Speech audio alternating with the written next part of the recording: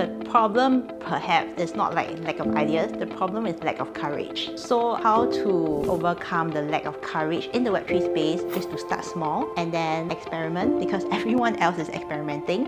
Recently, a lot of feedback or comments I've gotten from people born after year 2000. Hey, why do I need to go university when I'm already making so much money from NFT world or like from cryptocurrency, from trading? And those are very valid concerns. So in the next 5 years, I hope to contribute towards kind of education that is openly accessible to people regardless of income levels. I think I'm incredibly flawed as a person. And for my best guy friend to really accept me 100% just as I am.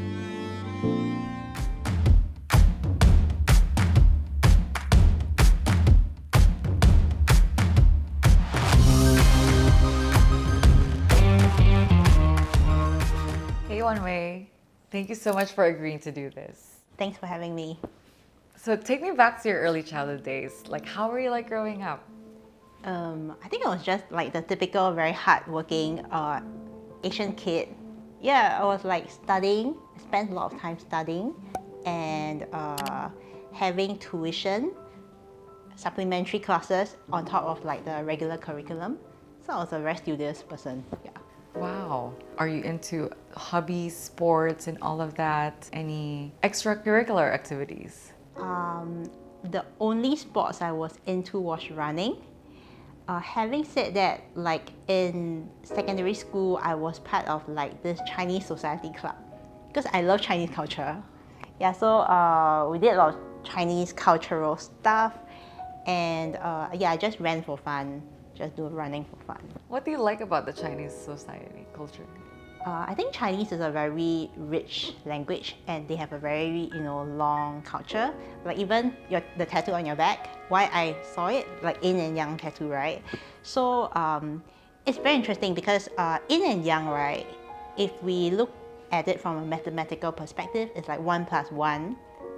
It's not 2, it's more than 2. Because when yin and yang get together, you actually create something new.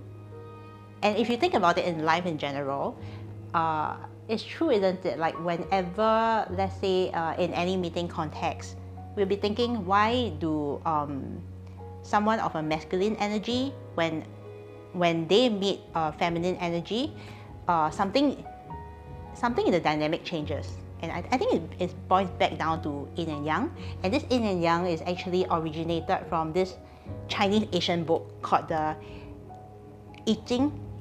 I Ching, actually. So it was actually written long ago by this emperor when he just reflected on it and he wrote a lot of books about this, a lot of materials about this.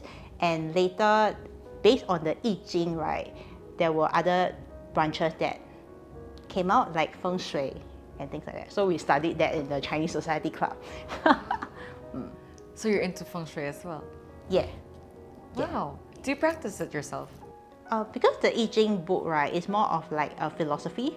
So yes, I think I do practice it. So like for example, if we have a meeting full of guys, usually I'll make it a point to introduce some females inside, based on the very fact that even if the lady, just having the lady's presence will change the dynamics based on this philosophy. Or same thing, like if there are like all girls, all ladies at the table, just the very fact to introduce some form of like masculine energy in the interaction will change things as well. Okay, my parents are very loving. Because I'm the younger kid, only one sister, right? So my dad pampers me a lot. So you can say that I'm quite spoiled as well. My mom is very inspiring to me because she actually during COVID, she went to take IBM courses in emerging technology. So she actually knows coding more than me. She is like certified in design thinking and she's 68 this year. Wow. Yeah. Wow. So when people tell me that they don't know what's going on in blockchain AI, then I was like, actually my mom did all these and she probably knows more about like agile methodology, Kanban than I do. Yeah, even though I have like a career even in the software as a service as a marketer, I do have a career history like that. But I think my mom knows more than I do. What is her background? Where did she come from? My background? Her background. Her your background. mom. Okay, so my mom used to be, before she retired, right? She used to be a principal at a kindergarten.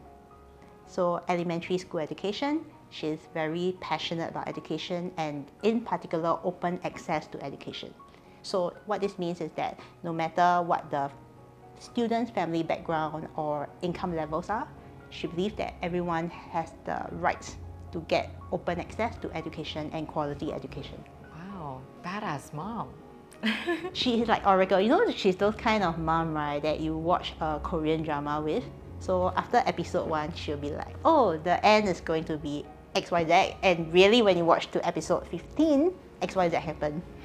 She's those kind of mom. Yeah. What did you take up in college? In college, I majored in economics with a passion and specialty for developmental economics. That was very clear. It followed me to university, and I guess a lot of things I want to do in my life goes back to that because, especially in the Southeast Asian region, because I personally like the culture of Southeast Asia country a lot, and I believe that even though we categorize the countries into Southeast Asia, each country is actually very diverse and beautiful in its own right. Even though like languages, they are overlap, like the Laos, Thailand, and you have, there are overlaps in language, Cambodia even. Politically, culturally, historically, they are all like distinct. So it's a very interesting region to look at. Bring me back to when you were 7 or 8. What did you like to be when you grew up? I wanted to be an economist then, at 7 or 8. Yeah, I don't even know. I think it links back to because I was a very studious student. So I thought that, hey, being an economist will make my parents proud of me as well. It's very in line with what I want to do, and I thought it's cool to crunch numbers. Yeah, essentially. What is your philosophy in life? I think I subscribe to the open source ideology very intrinsically, to be very honest, because I believe in open sharing of ideas, open access to education, and I don't really believe in protecting ideas, which is a bit counterintuitive for a lot of people. The reason being, I don't believe that they are unique ideas, so to speak, but all the magic comes from brainstorming together. Which is why, like from very, very early on, I already knew that I wanted to do open source stuff. And I think the next level is how do we bring open source ideology outside of technology? Because the only code I know how to code is CSS, like towards the more design side, right? And I think the next step that's really exciting is how open source applies to creative work, how open source actually can be applied in the NFT space. So you have very good projects like Crypto Toads, like Nouns. They are all based on Creative Commons Zero. And I believe that community plus open source will actually lead to infinite scalability for the project. And there's so many entrepreneurs who share the same aspiration as you, and I believe you took the time to come up with great ideas and to actually take inspiration to make your idea happen. And so what's your take on that for people who's watching this right now and badly wants to be an entrepreneur, like but they don't have any idea, like what's your advice for them? I think in my opinion, right, that the problem perhaps is not like lack of ideas. The problem is lack of courage, in my opinion. So how to actually overcome the lack of courage in the Web3 space is to start small and then experiment, because everyone else is experimenting. Start small, experiment, get some data, and then pivot. So the key is to start small so that you don't really expose yourself to so much risk outright. But maybe if it comes to capital, maybe just start with $1,000 or one ETH. Yeah, one ETH is yeah, it's manageable, right, if you lose it all. So yeah, just start small to manage that risk. You are so successful right now. What have you failed in life? A lot.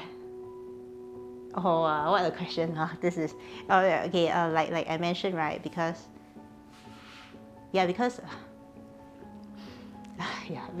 my best guy friend just passed away.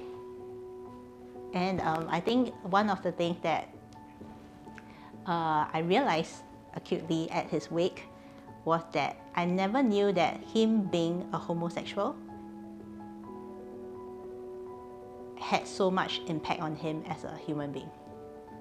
Because what have I failed? I think I'm incredibly flawed as a person. And for my best guy friend to really accept me 100% just as I am, I only realized it like at his wake that was because why he could do it so readily and happily and in such a giving manner for myself was because he may not even have this privilege of being accepted 100% even at his own wake. And these are not people who are not close to him. These are people who may even love him a lot. But there is always this stigma probably that he has to deal with his entire life of not being normal, not being accepted by society, that his loved ones have to deal with as well. So there's always this thing, and I acutely realized that, hey, actually, there are so many levels that I could have done better as a friend because I'm in my own bubble, right? So I think, yeah, what have I failed in? I could have been a better friend, a better human being. Yeah, and I'm thankful to have realized it, even though he is now physically not with us anymore. But I'm thankful that I'm thankful that I've realized that, yeah. So I'll work towards being a better human being, and yeah, I think I'm very thankful about of his kindness towards me, and always, always creating that safe space for me to be who I really am. So it's this kind of spirit and this kind of kindness that I really appreciate, and I hope to be a better person as well. Are there any causes that you're passionate about? Yeah, I think it's also related. That's why I'm also very passionate about diversity movements. Not because of any noble reasons, but because I enjoy storytelling a lot. I enjoy stories a lot, and I think like human beings are like storybooks, and they are good storybooks if we take the time to listen to each and every individual, and to converse in an open way that make people feel safe, like how you're doing with me now, and I'm thankful. And I think this gives a lot of beauty to the world. Yeah. Among the people whom you've worked with, who do you admire the most and why?